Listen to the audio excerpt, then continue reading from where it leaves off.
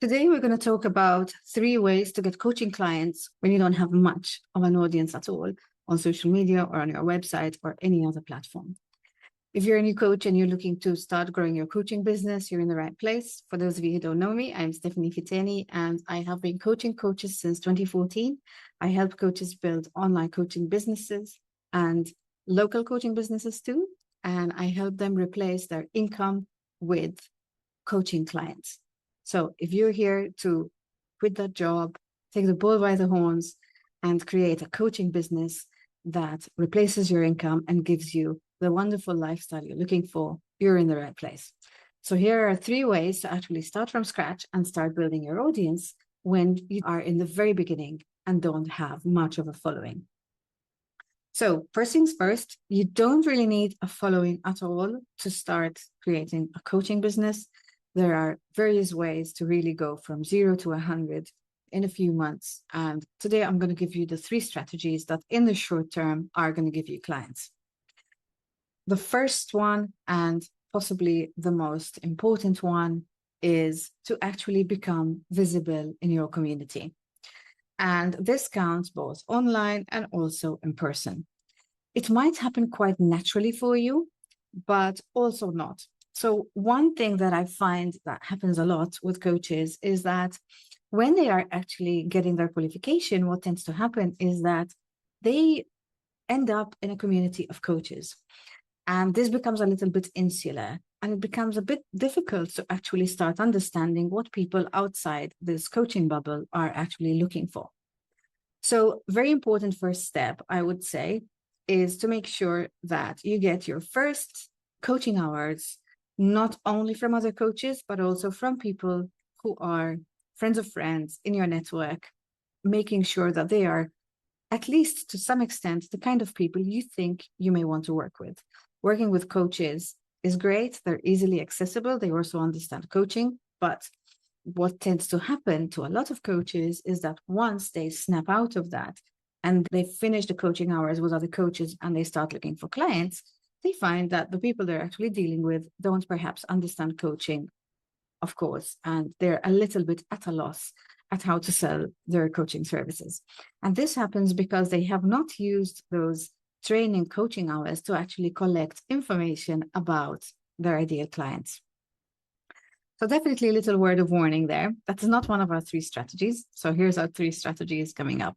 So the first one is obviously to, like I mentioned earlier, grow your network and grow your visibility. Now, you can do this online, starting off from social media, and you can do this offline by going to events and also by connecting with old colleagues, by being visible, and by going to also networking events, things like BNI, Toastmasters. These can all be things that are useful.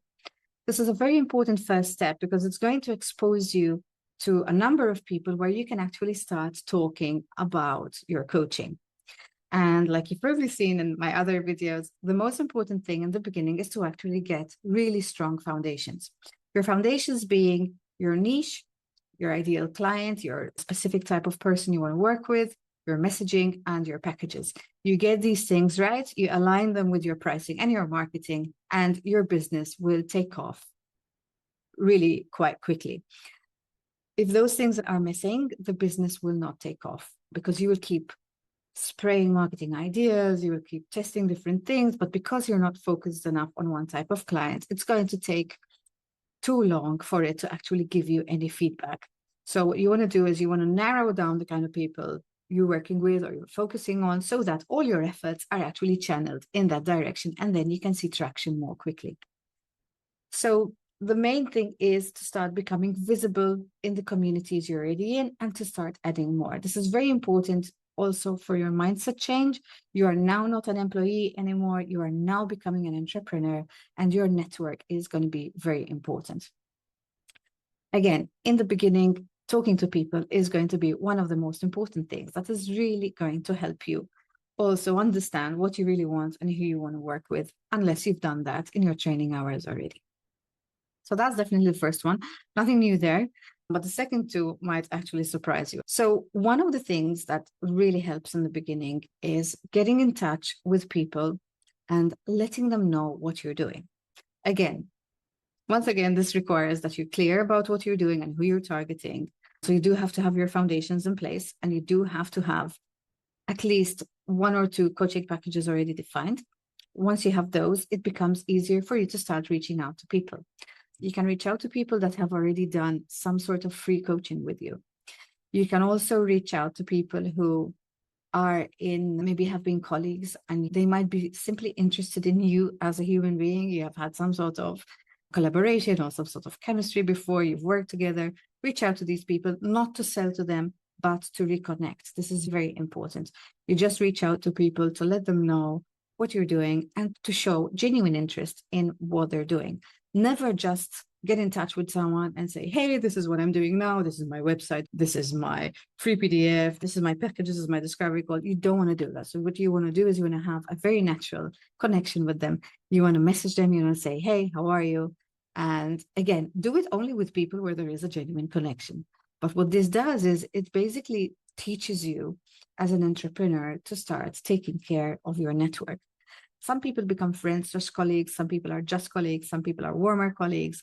So gauge who the right person is to speak to in which way. If someone is a great friend, you may jump on a call with them and have a coffee, and you can let them know what you're doing. So your task here is not to sell. The task here is to let as many people as possible know what you're doing, so that when you are actually selling or promoting something, you can reach out to that core of your referral network and actually ask them to help you with visibility. In the beginning, it can make all the difference, because if you don't have an audience yet, you're going to need it. And this actually brings me to the next strategy, where this particular strategy is going to help you. So the next strategy is events, and there can be all kinds of events tied to all kinds of budgets, and there are many different ways of doing it.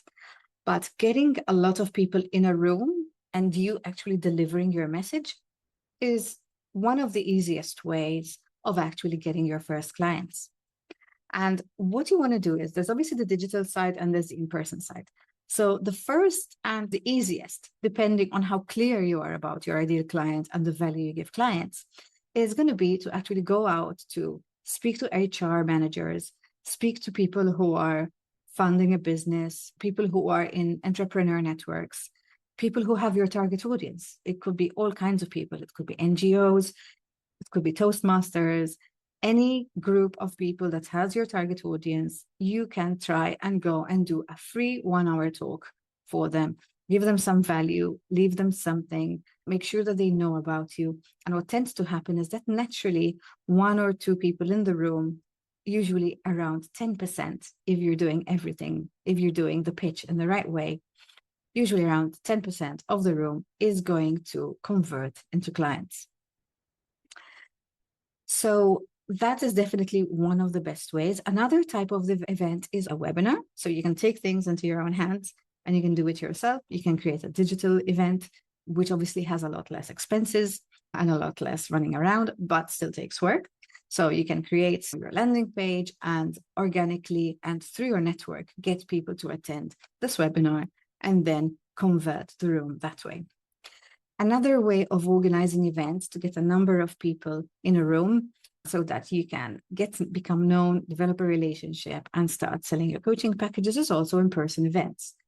And you can piggyback on other people's in-person events. So find an event and pitch yourself as a speaker, or you can create your own. If you're not an experienced speaker, you're still new, you can create your own. If you're more experienced at creating things that are maybe guided and you don't feel comfortable doing keynotes, you can also go for workshops. So create something that is valuable to someone else's community and go ahead and pitch that specifically to anyone that is a potential partner. Again, in a way, all of these strategies tie in together because they're all tied to your network. And that's how basically you start kickstarting the process of becoming visible. So basically what we're doing at this point is, when we do not have our own audience yet, what we want to do is piggyback on other people's audiences, make sure that we are getting as many people in the room as possible. And this doesn't only have to be in-person events. It can be online summits. It can be podcasts. So the main skill to actually master here is going to be outreach and also building your network. And that is something that is going to be very important in the beginning. After, like I mentioned before, you have your foundations in place, because you need to be able to introduce yourself well, to really know the topics you can speak of, and to, of course, have a package that is aligned so that it becomes easy for people who talk to you to actually buy from you.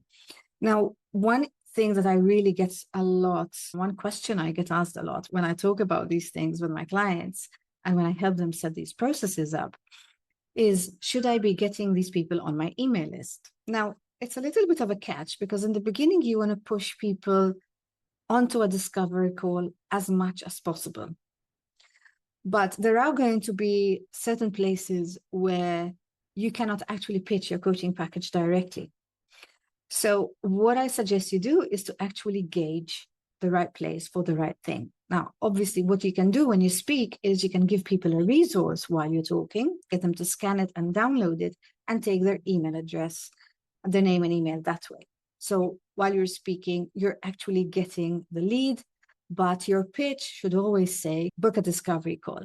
So it's important to guide people directly to the call, to go directly to talk to you and speak to you, because that is where you're going to understand if they make a good client, and you're going to close them and work with them. And then you have to also gauge, based on the arrangement, where it would be possibly a better way to just put them on your email list. Ideally, you do both. Early on in the presentation, you want to give them a reason to jump on your email list. It could be a QR code that you share where they scan it and download the resource after putting in their email address. And later on, the actual pitch, towards the end of the presentation, when they've really warmed up to you, you can then guide them to actually book a discovery call. Because at that point as well, after you've made your whole presentation, they will actually be much clearer as to why they will get in touch with you and what you do. So always make sure that you share those things with people at least halfway to the end of the presentation or the event that you're speaking at. Okay, so obviously there is a lot of other events and other things that you can do, but what we've talked about today can really get you off the ground with your first coaching clients. Your foundations are very important, and once you've got the messaging right, you can start this process offline and also online. And then once you're beginning to see a few clients, it's really time to start seriously thinking about your short-term and long-term strategy to create a coaching business that is going to be fully booked and replace your full-time income. Okay, so that's all I had for you today. Under this video, I'm placing the roadmap that helps you create an online coaching business. And of course, if you have questions, you can always get in touch with me and book a discovery call. Link is underneath.